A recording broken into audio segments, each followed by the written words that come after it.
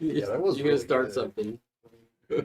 I was surprised how much meat it had on it. It wasn't like really hardly any fat or Oh yeah, I would like and that. it just kind of came off the bone. Pretty, Mm-hmm. it wasn't a lot of. It was just like surprising how little bone there was. So much meat Wow. on it.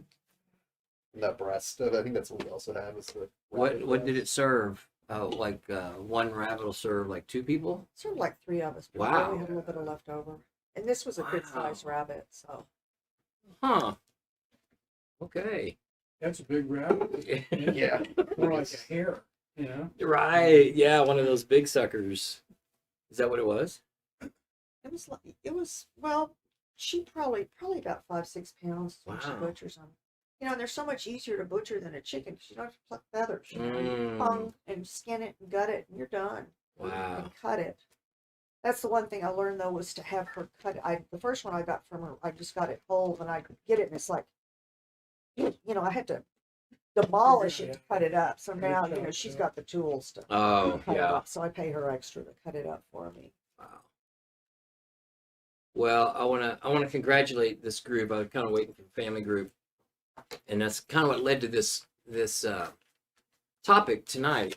Well, based on some events that we had this week, it reminded me the significance. We talk about the things that we talk about for a reason, and one of the things that it certainly impacted my own personal recovery, and we see it over and over and over and over and over again. The minute we start thinking that we got it all together, we don't. That's a big red flag, and it's easy. Addicts are master manipulators, me included. We can look good on the outside, sound good on the outside, and even perform good on the outside. But until we've made those internal changes, we will drink again.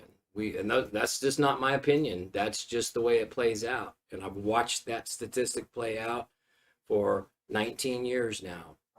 So we're going to rehash the illusion of recovery tonight. Starting with we're going to read some different things out of the big book, but I'll start with our normal opening here. This is about self-perception. We may feel that we are different from other people, either much worse or much better. We may look down on ourselves and continually compare ourselves with good people. Or perhaps our addiction seems more socially acceptable than others, so we console ourselves. And you could put recovery in there too. Maybe we think our recovery seems more socially acceptable than others. So we console ourselves by looking down on others whose sin seems worse than our sins. As the scripture said, no one is righteous, not even one. No one is truly wise. No one is seeking God. All have turned away. All have become useless. God, that sounds horrible. The first chapter of Romans is often used to condemn sexual sins or sexual addictions, but people tend to skip over the last few verses, which condemn the more acceptable sins, such as backbiting, or disobeying parents, or bragging. In the second chapter, the Apostle Paul speaks to people who see themselves as better than others. You may think, or quote, you may think you can condemn such people, but you are just as bad and you have no excuse. When you say they are wicked and should be punished, you are condemning yourself. For you who judge others do these very same things. And in recovery terms, we would refer to that as, that uniqueness or that elitism. We start thinking, well, I'm not like these people. And this will come out more as we get into the topic. Every one of us is made of the same stuff, both good and bad. We may act out in different ways, but in God's eyes, we are all the same. When we focus on admitting our wrongs, it helps us remember that we are not so different from others after all. As we call on God and admit our helplessness, we can begin the steps toward healing and recovery. Okay, so let's start with a couple of definitions. I think I put my little pointer back away. Okay, the actual definition. It's been a while since we've done this. You guys may not even remember any of it. You may remember all of it. But the actual definition of recover is to is a return to a normal state of mental, mind, and strength. A state of health, mind, and strength. And then the second definition of that is to find or regain something stolen or lost. And something that I talk about a lot of times that I had to come to grips with in my own journey was I needed not to focus so much on regaining anything, but needed to be willing to build new. You know, of course, there's good things that we gain, you know, in our lead up to addiction, and we have skills, and we have this genuineness and compassion, and all these qualities and values that they're not speaking to us when we're out there making bad decisions. And so we certainly want to regain that, but don't miss the fact that maybe a lot of us, we need to build new. And we were talking about this as a group, I think earlier this or last week, I don't remember when it was, but recently, about beginning again, you know, and it's a typical idea that it's certainly an early recovery where, you know, we get a little sober and we start feeling a little bit better. And of course, we start looking better because you're not drinking anymore or using anymore. So naturally, you're going to start looking better after 30 days. And we start thinking, man, if I could just get back to whatever, blank. You know, when I was 25 and I had that job and I had the girl and I had that car and I had that thing, man, if I could just get back to that time. But what we're referring to is the external part of that time. We don't take into account the internal deficiency that we brought with us into that situation in the first place. That's why it didn't last. And the things that we're talking about is, you know, this idea that, I don't want to get too far ahead of myself, but kind of that elitism thinking, you know, that we think we're different. We think we're entitled to things just because we want it. We don't know how to get honest with ourselves. We tend to live a double life. And that's the illusion of recovery, is living a double life, where we on the outside, we want to present an image for whoever it's manipulating is what we're doing. We're trying to convince others that we're okay. But the double life part is the stuff going on in our head. We got an entirely different life going on in our head. And it is spinning around. This is where anxiety comes from. We are not talking about or sharing with the world the things that are in our head. We're sharing the things with the world that we think they will approve of. And we'll get a little bit deeper into that. And so it's no wonder, you know, that at any moment, you know, we're like this ticking time bomb. At any moment, we're going to explode. And that's usually relapse for us. But there can be a buildup to that too. And you guys remember, you know, we talk about the phases a lot. And I think it was like, we were just talking about this. It was one of your first family groups. I think it was your first family group. We were talking about, we just focused on the phase 1 and the phase 2. And, you know, we can be in phase 1 for a long time. Phase 1 is the faking it stage. Phase 1 is the going along to get along phase. And that's where we're living in externals. You know, we don't want to make any waves. We want to look good. We want to say all the right things, do all the right things. And you guys have heard me say all the time, and it's part of it, you know, it's how we've survived. And we can even get to a point where we think, man, I'm awesome. Look, I'm doing this, I'm doing that. I've got this, I got that. I feel good, which is a lie. We don't. We're not talking about what we're thinking about. You know, until we deal with it, it's still there. You may get a little better at shoving it down a little deeper, but until it comes out and we talk about it and deal with it and heal it, it will always drive our mental obsessions. And so let me come back to the definition of change. Okay, so if recovery is regaining, finding something lost or stolen, you know, and Satan only comes to kill, steal, and destroy. So don't think you haven't been robbed. We've had so much stolen from us, along with what we've lost. Well, the definition of change is to make or become different. I like to do this topic for family group because as we move forward, you know, we addicts, we, until complete change occurs, we'll always have this tendency to default back into, old ideas, old behavior. We don't even realize we're doing it. It's not necessarily on purpose. We don't mean harm. It's just, that's the default mode. And so we can convince ourselves that we are awesome. But what are we really basing it on? This is where we got to, as we move forward within our family, where's that line? How does the family know? Well, when is it okay if we help them with this? When is it okay if we do that? What should we insist on? Where should our boundaries be? And the thing that you want to always be looking for is change. Is the addict making or becoming different? And I don't mean externally. We can all go get new clothes and a new car and a scooter and whatever we want on the outside, and we can dress ourselves up and we can make ourselves look really good.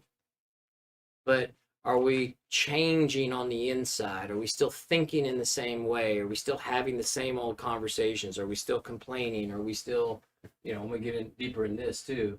Are we still manipulating? Are we still trying to pretend that everything is okay? I tell the group this all the time. I would so much rather, it's fine if you're having a good day, come in here and, go, hey, I'm good today. I really am. That's cool. But we rely on that, by the way. We hide behind that. It's called lip service, because we don't really want to get into what we need to get into. We want to just kind of casually move through this process so we can get back to doing whatever we were doing. And that's wrong thinking. That's why we go in and out of rehab, in and out of poverty, in and out of unemployment, in and out of, until, now, we're at a point now that we're probably going to die. They're not getting fentanyl and alcohol yet, but just wait, they're going to figure that one out. But I was looking up a statistic the other day, and because we talk so much about the opioid epidemic, the death rate for opioids is almost identical to the death rate for alcohol. And at this point, everybody knows it's progressive. So all you got to do is just relapse and watch what happens. We've got too much to lose is really the point. So I would rather people come in this room and, throw stuff and break stuff and I'm mad today and this is bull crap and do that thing and really be vulnerable and be real. It doesn't matter whether what you're upset about is legitimate. The fact that you're willing to expose and be vulnerable, you open the door for a solution. Now we got something we can talk about. Now we got something we can work through. Now you got something to look at. Why are you this way? It's very, and that's the part I can't do. The most skilled therapists in the world cannot cause another person to get honest with themselves. We're just the givers of information, the facilitator. The addict, the alcoholic themselves has to become willing to get honest with themselves. And incidentally, according to the big book, the AA big book anyway, that's the one reason we don't make it. The one reason that everybody who does this thing and gets honest with themselves can change. But there are those among us, it's not their fault. They seem to have been born that way. For whatever reason, they're constitutionally incapable of being honest with themselves, which leads us back to the illusion of recovery. So we can be living the illusion of recovery and not even recognize that we're in this illusion. But think about the patterns of our life up to this point. And we talk about, that's why we talk about the phases, the roller coaster. We do really good and we look good and whatever, we get the car and we get the house and we get the job and we go out and we start making a little bit of money and then we get some new shoes and things externally look good. And in a normal situation, that's a positive thing. And this is where, as families of addicts, we want to believe that. It's hard to understand addiction. It's like, well, but that person's got an addict brain. I think we were using this example not long ago, and I've seen it. Heck, I've lived it. Our families, the they want the best for us, and so they do everything they can to set us up. Okay, I'll tell you what I'm gonna do. I'm gonna pay your 6 entire months of rent, so you don't have to worry about that, and we're just gonna go ahead and pay your car off because I don't want you worrying about that. I want you solely focused on school, or solely focused on your work, or whatever was important in that time. In a normal situation, that's a great thing. What an amazing opportunity. But the addict can't handle that. The alcoholic brain can't handle that. And so very quickly it turns south, and then it leaves everybody confused. Well, we just don't understand. I mean, God, they had everything in the world. Who wouldn't want that situation? It's not that we don't want it. It's that we literally don't know what to do with it. That's why breaking this illusion of recovery is so critical. We're not going to get there through externals. Externals are nice, but they can really serve to cover up and stop real growth. And so anyway, that's what I was going to commend you guys on, because I mean the families in general. It's I wish my family had followed guidance like you guys do. It's like we talked about. It's not rocket science, but it's just a very precise set of principles and phases. And if we'll just follow those principles, we'll all get new lives. It's that simple. But these externals get in the way, feelings get in the way, hopes and dreams, and we can get excited, and it's okay to get excited, but families can do the same thing. Just because we're having a good day doesn't mean I'm ready to take on something else. It means I'm having a good day because I've been doing things that I've been asked to do, and I need to practice the same thing tomorrow. But as families and as addicts, we put a couple of days together, a couple of weeks, a couple of months together, and we think, oh man, all was awesome. But it's like the workaholic who hides himself in his work. We do the same thing. That's what we're doing. We're hiding real change in our work. I got to do, well, I'll kind of wait till I get it. Well, it's right here. Well, let me just cover it right here. We measure our own progress by external things. So we get, like in this kind of environment, we have perfect group attendance, perfect chores, perfect conversation, right? We're scared to death to be vulnerable. So we keep our conversations very superficial. We'll have maybe perfect church attendance, or perfect AA meeting attendance, or material things. And this is the most dangerous. We actually mistake other people's praise as permission to shortcut. Oh, well, as long as I can convince my mom that I'm going to be great, then I'll be okay. And we are master manipulators. We can convince mom or dad, or whoever. And that's the dishonesty part with ourselves, because we literally convince ourselves. We really believe that. I can't tell you how many times I've done it. I've heard you guys talk about it, where we really thought that we were doing good. Let me read this part. I got a couple of pieces here out of the big book, and they just really fit with what we're talking about. Wrong one. One's the 3rd edition, one's the 4th edition. So this is what he's talking about in this is the into action chapter.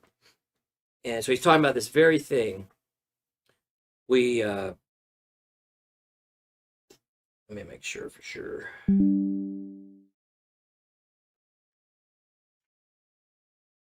Okay, good.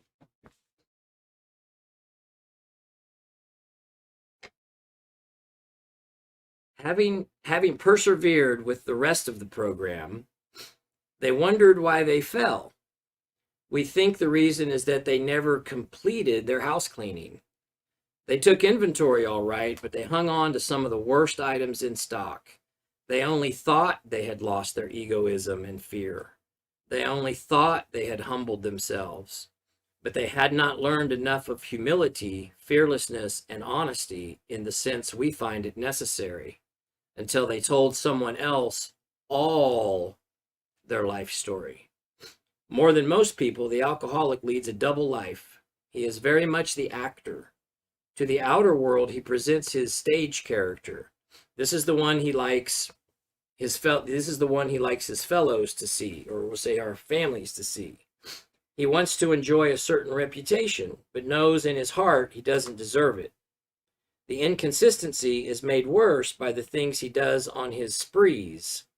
Coming to his senses, he is revolted at certain episodes he vaguely remembers. These memories are a nightmare. He trembles to think someone might have observed him.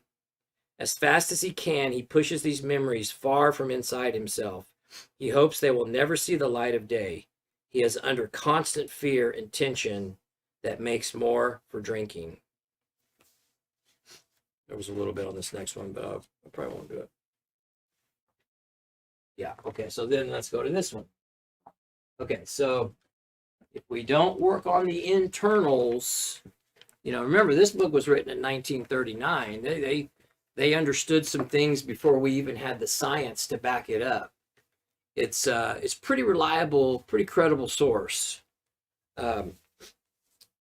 This is where he's talking about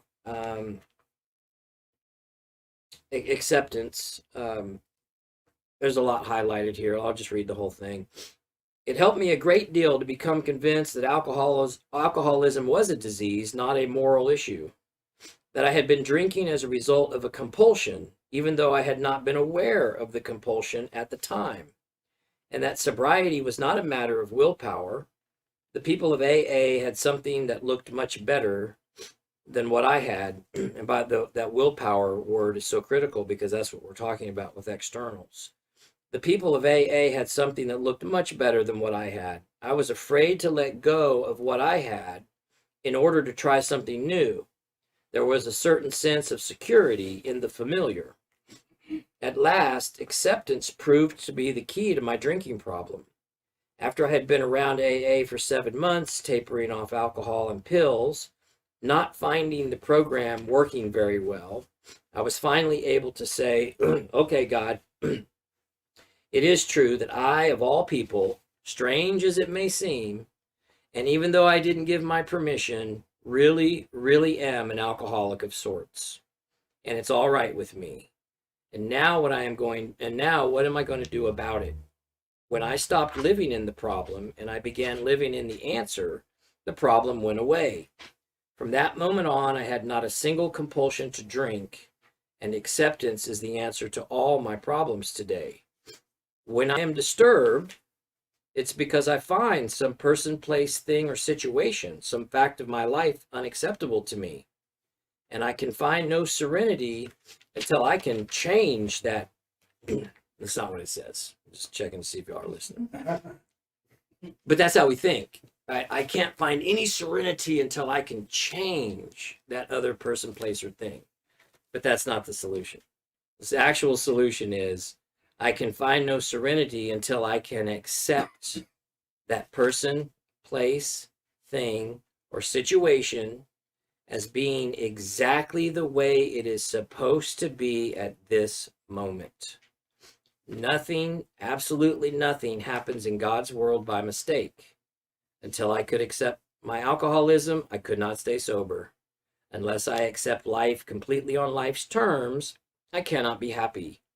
I need to concentrate not so much on what needs to be changed in the life or changed in the world as on what needs to be changed in me and my attitudes.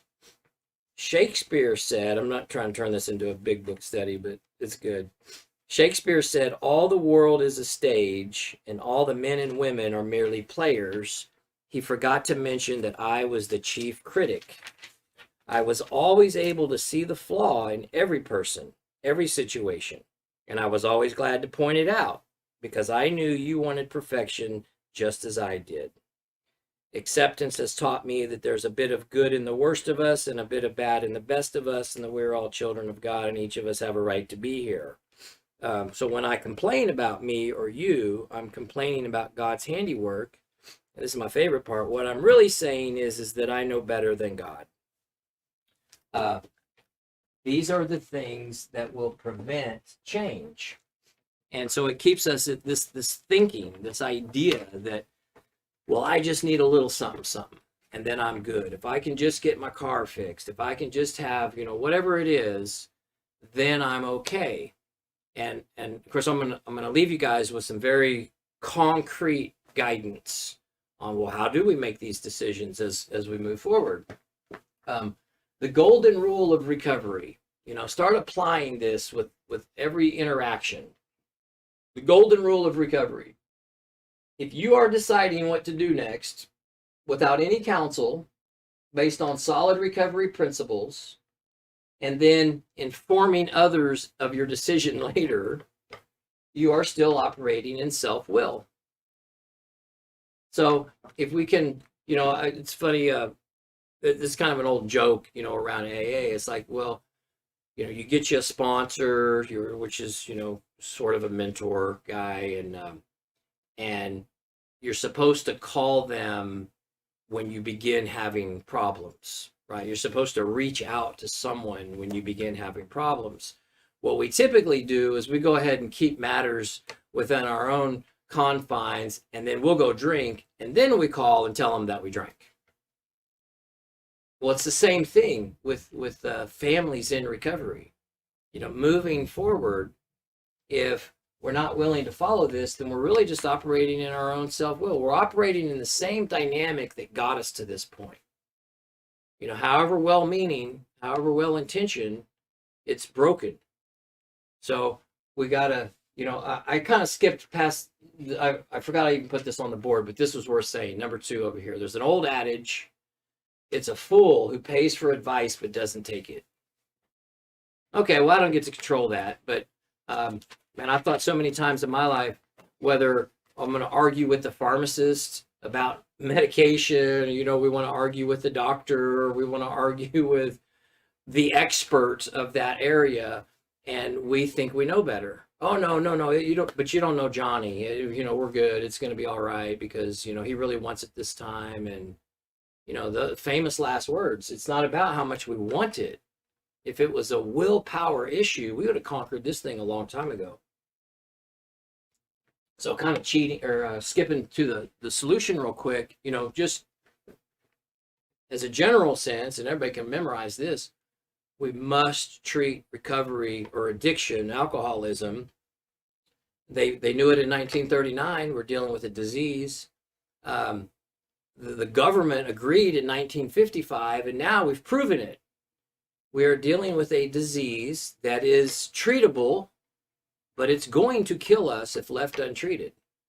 If we were dealing with cancer, we wouldn't even be having these conversations, right? We'd be like, oh gosh, these are the experts, and they've studied this stuff, and they know, and they see, and this, they tell us this is what, so we got to do it. We got to show up at this, and we got to do this treatment. We got to do that. We wouldn't even question it. But that's the sickness, that's the family sickness of addiction, is these emotions always start creeping in, and our own ideas always start creeping in, and we forget these recovery principles. Once change occurs, then we're good. But if internal change isn't allowed to occur, it's safe to say, about 80% of us are going to die. There has to be internal change. So how do we recognize that? How do we identify that from the outside in? And I'm going to give you some points, but this is how the addict thinks. This is kind of that stage 1 into stage 2 period where the addict will measure their own progress based on external things. This is why we tend to feel so much shame in early recovery, because we just lost all the things that we thought made up our identity, right? We lost that job that I was so good at, and we lost that thing that I got so much praise at, and I got my car repoed, and that makes me feel shame. And, and so how do we overcome shame? Shameless. You know what? I don't have any problems. It's that dang repo company, and they were mean, and they broke the law, and they shouldn't have, and I wouldn't. And we never deal with what's inside. We never deal with the halfway mark. And we do it very quickly in the early recovery process. We want to start picking back up because we feel bad. And the solution to that is feel bad. Right? If you feel bad, then feel bad, but talk about it. Don't just act like that's shameful shame. Don't just act like, oh, I'm good, man, nothing to see here. I just got to get another car, and then I won't feel bad. So we will measure our own progress, and families can do the same thing. Heck, we can convince our families to do the same thing. No. I promise, I'm good. I don't ever want to do that, man. I'm done with that stuff. I just, man, if you could just help me get back to work. Um, and like with this environment, of course, I already went through these things, but the key is that these are most valued with the addict in early recovery. How perfectly I do things, how great my performance is, how perfect I can look on the outside.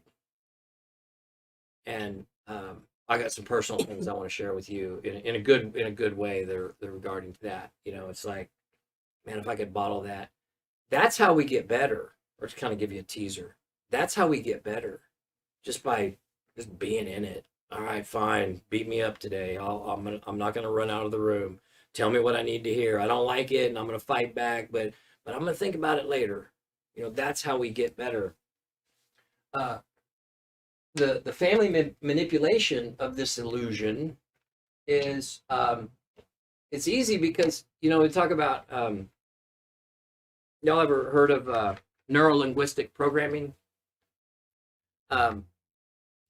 Salespeople practice this. I mean, a lot of people practice it, but you can bring a person's state of well-being to a high level, and then you suggest something, right? Something positive that gets related to it or associated with it.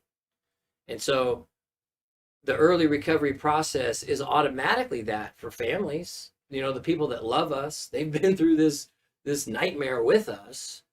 And so because we've been sober and now we're still and we're slowing down and we're automatically going to look better, we're going to sound better. We have and even have more hope. These are all genuine things. They're not enough, though, is the point. They're not enough. But we will, as families, we can latch on to that and be so excited about it because it triggers that thing in the brain. It's like, oh my gosh, finally, I thought we would never be able to experience this. And we're so excited, and we can stop it right there. No, it's going to last forever. They've got it. I'm so glad, and we're excited, and we're warm and cozy feelings. But real change has not fully occurred yet. Just in a natural course, of course, we're in a better place. Real change has to occur, or we're going to repeat the same thing.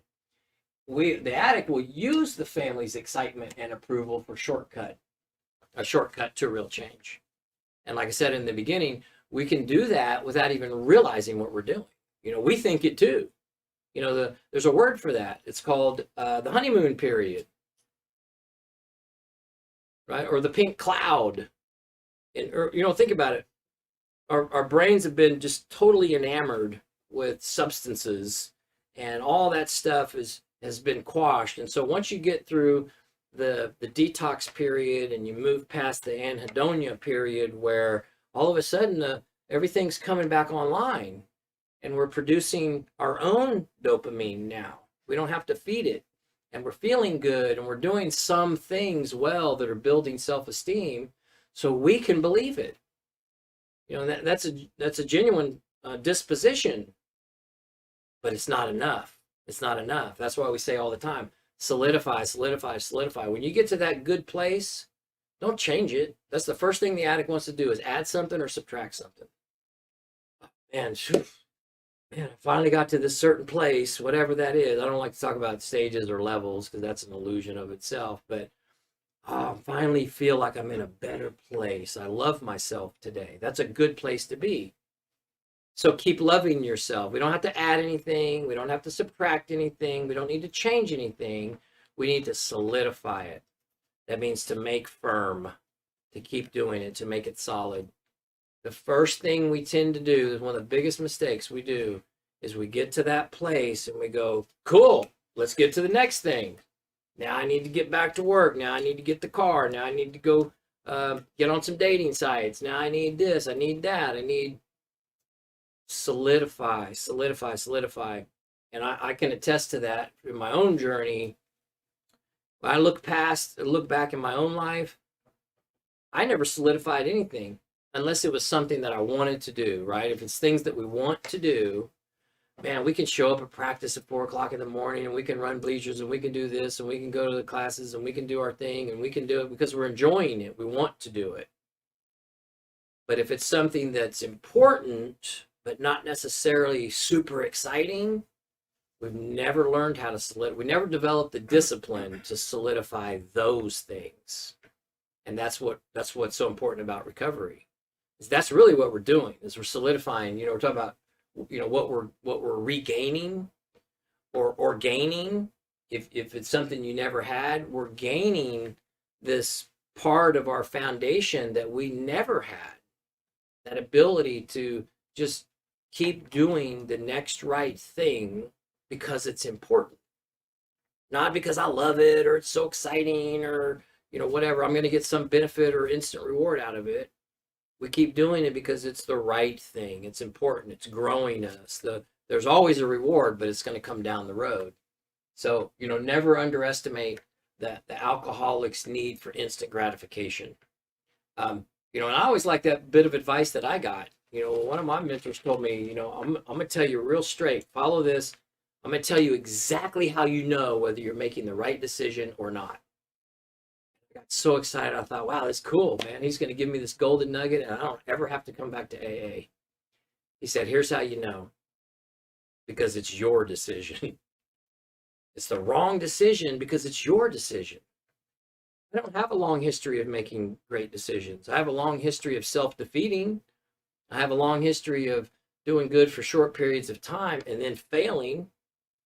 Well, until change occurs, until I've solidified a new way of thinking, I'm always going to default back to that old thinking. I want that instant gratification. I want to shortcut it.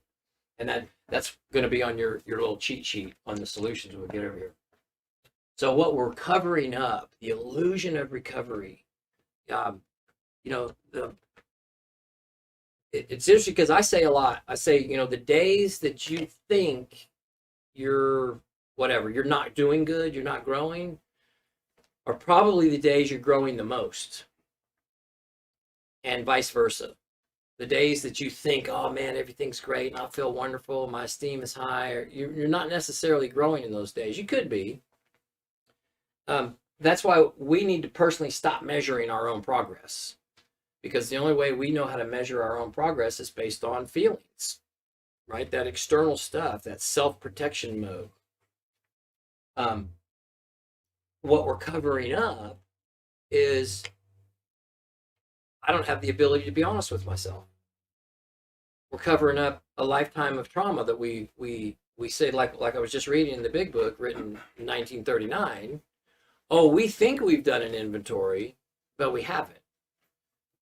Admitting that I have pain, some emotional pain from some experience, is not working through that pain. That's simply going, I've done it, I put it on a piece of paper, good, gone. It's not gone because we haven't talked in depth about it yet. So we got a lot of that going on. Believing that busyness and more stuff will save us. That's always a big kicker when you spend time with the addict in early recovery, and all we want to do is, oh man, I need to go here and I need to go there and I need this and I need that. That's not growth. So, and that's the kind of stuff that I look for when you guys go home and you spend some time at home, and I get these reports and say, did you go shopping? Which is fine. I mean, go shopping. That's cool. You got the thing, but does it govern the dynamic of the family, while we're there? It's like, oh God, Miles is home. Now we got to go do this and we got to go do that. He wants this and he wanted those new shoes, and he, it's all about us. That's not change. That's just, I'm starting to feel more anxious, so I need more stuff. Get stuff, don't get stuff. It's not about that. It's about are we being honest with ourselves about it? Yes, I need new shoes because mine are messed up, or I need some new shoes because I need some instant gratification. We're covering up our impulsivity and our compulsivity. We're covering up a life of anxiety. I mean, I write that twice. Scared to death to face ourselves. What does that look like? When we're scared to death to face ourselves, what does that really look like? How can you identify that? We're talking an awful lot about others. Right? And that's not just an addict thing, that's just a human nature thing. If I'm afraid of me, to look at me, it's just human nature. Well, I'm going to talk a whole lot about you. And I'm not talking good things, I'm talking bad things. And it's interesting because if you ever have a chance to kind of explore it within a person, what you find is the things that we tend to pick out in other people is the stuff we're scared to death to look at of ourselves. Are we really? And so we complain a lot, we judge a lot, we critique a lot, we keep a lot of secrets. Just the definition of a double life is obviously a life of secrets because we're living two different lives. And I'm gonna elaborate on that. We believe that we are unique. People used to tell me that all the time. I thought, I don't feel that way. No, I don't think I'm unique. Yes, we do think that we're unique. We think that we're unique, that I don't need to listen to all this information. It's okay that I can just pick out parts of it. I only take notes when I feel like it. I only do some of the things some of the time, but I don't do all the things all the time because I just don't think they're necessary. That's uniqueness. I'm different. I'm special. I'm going to get this thing without having to do all the stuff y'all got to do. That's elitism and uniqueness rolled into one. And that's what's underneath this illusion. I mean, it sounds really sick, and it is. That's why we won't make it if we're just relying on the illusion of recovery. We have a long history of breaking commitments, our sense of entitlement. I already talked about the uniqueness. Oh, I put that on there twice, didn't I? Oh, no, okay, I'm confusing myself. Okay, so living a double life, and I already kind of explained it, but this is, it doesn't mean you got a family in California and you got a family in Ohio. We live a double life by simply having one set of things going on in our head and a completely other set of things that we are willing to show the world. And then you can even break that down even further. Say like I've got one set of conversations that I'll have with my family, and I'm not talking about private family stuff, I'm talking about general stuff. But I would never share that with anyone else because I'm manipulating it. Right? And so, but with my recovery group, I have completely different conversations. We live a double life. This is why we have so much anxiety. And so what it does is it just keeps us in these mental obsessions. We're constantly critiquing what's wrong with the world. Think about this. Okay, if this is going on in our head, we're constantly critiquing what's wrong in the world. We have different conversations with different people. We got lots of secrets. We're sneaky. We're judging. Not even necessarily on the outside, but in our mind. And you may have one person that you'll talk to about it, but you would never share it with this other person or other group of people, right? Because to this other group of people, you know that you might get shut down, right? You might hear truth. So we manipulate what's in our head. That's why I say all the time, talk about what you're thinking about, and then you got no more secrets. Then you open yourself up to a solution. But what's happening when we live a double life is we think we're controlling our life. Well, I can only do a little bit, so I got this and I got that. But there's never any relief. It's constant anxiety. And the way we deal with that until we drink is more, busy, more, busy. But eventually that runs its course and that's no longer enough, right? We're eventually going to run out. We don't get relief. We just keep ourselves in this pace that I've got to be going 150 miles an hour. I need this, I need that, I need this, I need that. I got to stay busy. I got to do this. I can't sit still for 5 minutes. And eventually we drink. That's the lead up to relapse. Like we say all the time, we relapse long before we drink or use. So the relapse process has been in play for a while. And then this other person, while we got all this stuff going on in our head, we walk around and we act like everything's okay. Hey, what's going on today? Oh man, everything's good. Everything's great, right? We will not show any chink in our armor. That's a double life. And it's not true. It's, we're not being honest with ourselves. And so like in this environment, we come into group and we pay lip service. We pay lip service with people we talk about. Oh, I'm good. We might even ask a question to make it sound like we're interested, but we're not really applying the answer. And we keep all of our conversations superficial. And this is kind of our tagline, nothing to see here. Nothing to see here. Just keep moving. There's nothing to see here, which is, it's as dishonest with ourselves, I think, as we could possibly be. That is a complete overlook of how we got here. We don't arrive at this place in our life because we got a couple of scrapes and bruises.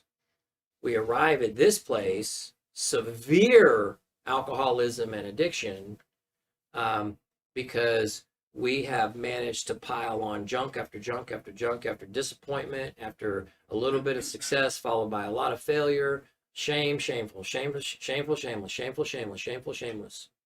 We've got so much to dig into, but it's human nature. I don't want to talk about my stuff either. I don't want to get into my stuff. And that's one of the reasons why, we recommend the time period that we do, because this isn't going to happen in 30 days. It's not going to happen in 90 days, because we are great at, we were talking about compliance earlier today. We are so good at going along to get along. And then everything looks good on paper. And it's like, okay, bye-bye. Good luck to you. Just be sure and go to those AA meetings and you'll be all right. And nothing has changed. So we have to allow time even for our resistance. And then real change can occur. This is something that you really got to look at. What's happening is, while we walk around in our uniqueness thinking, we're making a scorecard, right? We talk about the scorecard, this mental scorecard, so that at any moment, even if sometimes we just have to do it with ourselves. Sometimes, if we get confronted about, whatever, you're something to do with accountability, we're always able to pull out our ready-made scorecard to prove why we are so much better, why we're doing so much better. Because, but I work harder than everybody else, and I always do my chore, and I'm always taking notes, and I'm always doing everything great, and this other person, they don't do anything, and this other guy, he only does such and such and such and such. The fact that we even know what someone else is doing or not doing is a pretty good indicator we're looking at the wrong side of the street. Just let that sink in for a minute. We shouldn't even have an understanding of that. Hey, what time did so-and-so go to bed last night? I have no idea. I only know what time I went to bed. And I know what time I got up. And I know what I did with my day. The illusion of recovery, what keeps it going, is we have to keep this ongoing scorecard so that whenever we're confronted with it, we can quickly pull it out and disarm our families. That's literally what we do with it. And we fall for it. We talk about that mama bear syndrome, and man, I could work my mom like a little bear cub. And that's what, oh my God, my baby, he's so uncomfortable. My baby. What I needed to hear was, wow, I'm really sorry you're having that experience. What did you do for you today? Of course, we can do that in this kind of environment. It doesn't change when we transition back into life. But the good news is we'll have this willingness to be accountable solidified in our foundation. And so our families can quickly hold us accountable without falling for the emotional aspect of that. And we will typically quickly respond to that in a healthy way. Yeah, you're right. Because remember, it's a default on both sides. We can be caught up in this dynamic because it's so ingrained, it's this habit. And we can disarm each other and not even realize it until it's too late, until we're drunk in the back room somewhere. So, here, let's talk about the solution. I know we're kind of running over a little bit, but the solution is really simple. Even though I took a whole section of the board to write it. When dealing, moving both sides, the addict and their families, as we move forward, we don't want to make any decisions based on feelings. We want to make decisions based on reality, based on what we're learning, based on what is the right thing. And I'm not trying to we've got to suddenly be this self-righteous. But that's the thing about recovery is we're really just following basic life principles. It just took us an entire addiction to lead us to this point where we were finally open to learning them. And so I put some of these bullet points on here. If these are in play, and this is not an exhaustive list, if these are in play, we're still complaining a lot. We're still half measuring a lot. We're still not being honest about ourselves, which a good indicator is every time you talk to us, we act like everything's great. Well, who is great all the time? And honest. It doesn't mean we got to dump it all out in that moment, but it's okay to say, actually, I'm kind of struggling with some stuff today, but now's not the time to talk about it. That would be an honest answer. But when we're living in the illusion of recovery, we will make a special effort to project, strength. Oh, nothing to see here. I'm great. Unless we're manipulating, and then it's total shame. Oh my God, I'm a victim of an injustice, and I'm so uncomfortable, and it's because of people, places, things, and situations, and that's why we talk about that stuff all the time. Let me just move over here. Follow this. Here's your guide. You know that we're ready to fly. You know that the addict is ready for, say, the next stage of life when we don't have to lie about it. We don't have to cheat about it. We don't have to manipulate. We don't have to keep a secret about it. We don't have to break a promise to do it. We don't have to break a commitment to do it. We don't have to steal, scheme, or sneak. If any of those are still at play, then obviously we're not ready. We are manipulating. No, but you don't understand. If we're really in a good place, remember the goal here isn't sobriety. The goal here is to be accountable, to be human, to not be perfect, but to be human, to be honest, to want to be responsible, to seek to be responsible. And so like we talk about, all the time, especially in our interactions with our families, you should see us behave in a way that indicates we are seeking to be accountable. Hey, Mom, let me borrow the car for a minute. I'm going to run over here. And before you say anything, I'm going to commit to call you in 15 minutes when I get there. That may seem very childish, but that's where we're at. If we want to be accountable and we love the people we say we do, then we should want to do that. That's what recovery is about.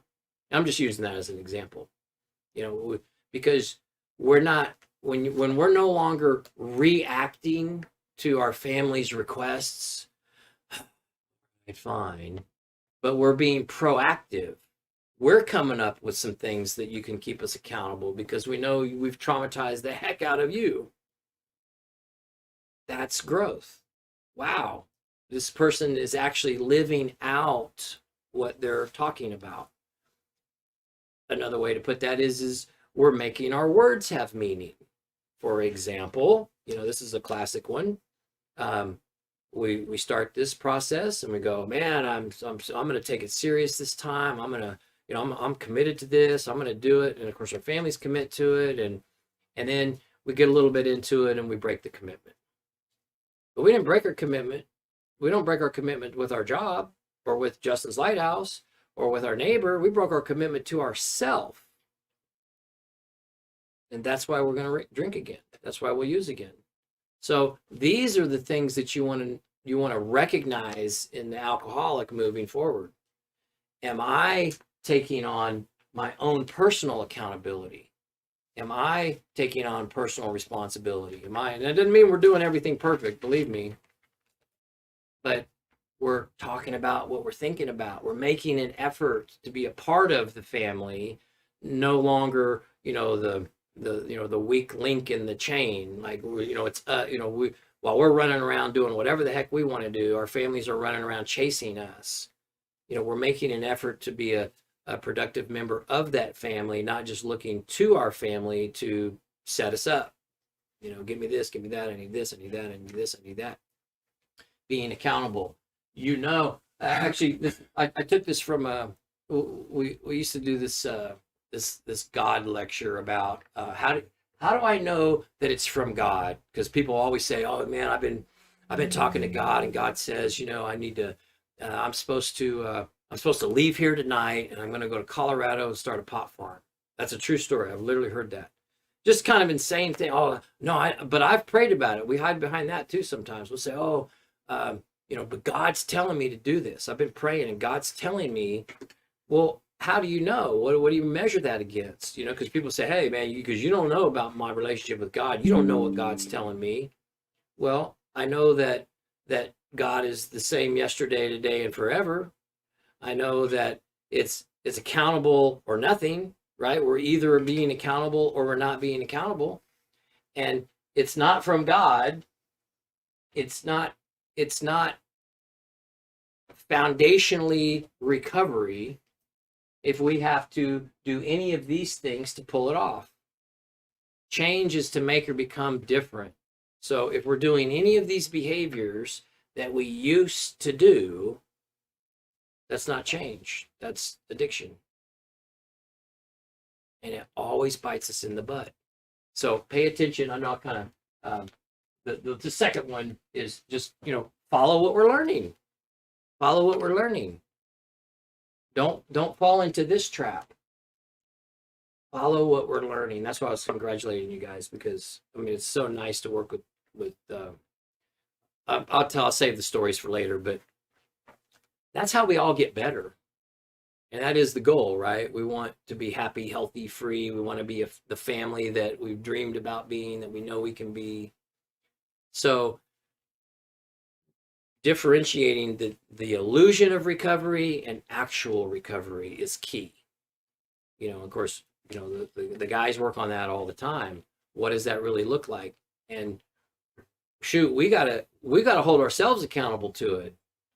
And that every day, every week, we talk about that. What are you measuring that against? Well, I think this would be a good idea, or I think that's a bad idea. What do you base that on? And it usually has to do with how I'm feeling, or some sort of instant gratification, or lack thereof. I don't really want to do that because I don't see the excitement in it. Or I would love to do that because it would be so exciting. It's all about behavior. Behavioral changes, not external changes. And when you see legitimate behavioral changes, you know that that's the result of these internal changes. We can only fake it for so long. You're always a great note taker. You want to start with sharing anything? I like what you just said. You can only fake it for so long. That is just so true. That reminds me of one of my favorite sayings, that brains will get you so far and luck always runs out. Oh man, that is so true. You can only fake it for so long. That's that illusion. We can be faking it and not even recognize that we're faking it, because to us, at least, the addict in early recovery, it's just normal to us. That's how we've always functioned. We've always kind of kept some things close to the vest while we went overboard on this other stuff, and we live this double life, and I feed this group of people certain information, but I feed this group of people different information, and we're just constantly kind of like it talks about, we're always moving the pieces of the puzzle or the chessboard around, and there's another part in the big book. I couldn't find it quickly, but not just Shakespeare is the what Shakespeare failed to mention was that I was the chief critic. Well, there's another part where he talks about, we think we're supposed to be the director of the show, and we're constantly wishing how we could move this person to be a certain way, and we could move that person to be a certain way, and if we could move this thing around and then that thing around, and if everybody would just act right, then the show would go off well. But of course, it never goes off well because we focus on things we don't have control over, and we miss the stuff that we did have control over.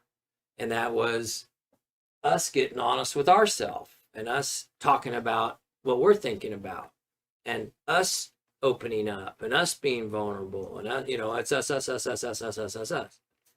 As long as we live on the other side of the street mentally, you're in your illusion of recovery.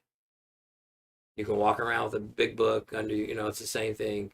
You can walk around with your big book under your arm all day long and never read it. You can walk around, with your notepad, and you can take meticulous notes, and that's not going to get you there. That's good. Those are important parts, but that's not going to get us there. Anybody else want to share anything before we shut it down? The other thing that I remember is, the thing about thinking that you're unique and not like everybody. And I remember when I first went back to college and I was like 30 something years old and taking some basic psychology course and reading, like I said, I thought I was real special and different, and reading an analysis of people, my age group, my socioeconomic class, just kind of that fit into there. It was me. I'm just like everybody. Oh my God. Dang it. No. Yeah, it's hard to be honest, about our faults and be open about that and embrace our own imperfections and invite other people to see them. Yeah. And that's hard and uncomfortable sometimes. Yeah. But Takes bravery. Yes. Yeah, literally. And I think that's why they, AA came up with that word courage. That's exactly what it takes. But we just come from such a place of shame. It's hard to muster up that courage, which, leads us to, that's why we need a higher power to help us through that. That courage to change, it's ourselves we can change, we accept the serenity as being able to accept everything else, but Yeah. the change is ourselves. That's a tough one. I can so relate to what you just said. I guess we all do to a degree, and it's certainly at times, and definitely, the alcoholic, we can give you 50 reasons why we are unique. No, I'm unique because I still have my job. I haven't lost my job yet, so I'm not like you people. Or my car didn't get repossessed, so I'm not like you people. Or I never got evicted from an apartment, so I'm not like you people. And we can come up with this list on and on and on and on and on, and miss the self-honesty part. End in the same boat and not see it. So on that, maybe sometime we could have a talk some about number 4 on the 12 steps. I've always kind of been a little vague on a fearless moral inventory. Yeah, okay. That's a tough one too. The guys are getting ready to undergo theirs. And it's not fun. I mean, it's probably bad characterization. It is deeply healing. Just to, we were talking about, how people really heal and therapy, and, there's this old idea that, unless we're sitting across the desk from some guy in a coat and tie or a lab coat and venting, that we're not really exploring or healing, when the healing process can be as simple as putting it on paper, literally writing it down, getting it out of our head, and touching it, talking about it, feeling it, and then letting go of it. And it's crazy. Of course, that's the hard part, is just writing. Oh gosh, I got to put this down, and I got to put this down, and I got to put this down, and who's going to see it? And I was hoping never to bring this one back up, but it's that process of just writing stuff on paper that's what's so cathartic. It's like, I don't have to think about it anymore. I don't have to find room for it somewhere. I don't have to stuff it or ignore it or deny it. I've put it on a piece of paper and I've let go of it. And then as it comes back, we have the coping skills to deal with it, to handle it. There's the promises in the big book talk about, we will come to know how to handle situations which used to baffle us. So even if we, whatever, we haven't completely healed of some particular issue, beginning the process of that, and it rears its head 3 months later or something triggers it, we don't have to self-destruct over it. We don't have to deny it. We don't have to pretend that it's not affecting us. We can just promptly deal with it and continue to let go of it, Remember, we usually end up with a pretty decent forgiveness list, but the first person on that list is you. Remember that. You are the first to be forgiven by you. Well, cool. Well, thanks for coming. I'm glad everybody had a good Thanksgiving. Thank you. We'll close it out. Eric, if you want to just shut that off, I appreciate it. I'm gonna rework his booth. I'm gonna make it. I wasn't even thinking when I kind of set that up a couple of days ago. I got to rework it.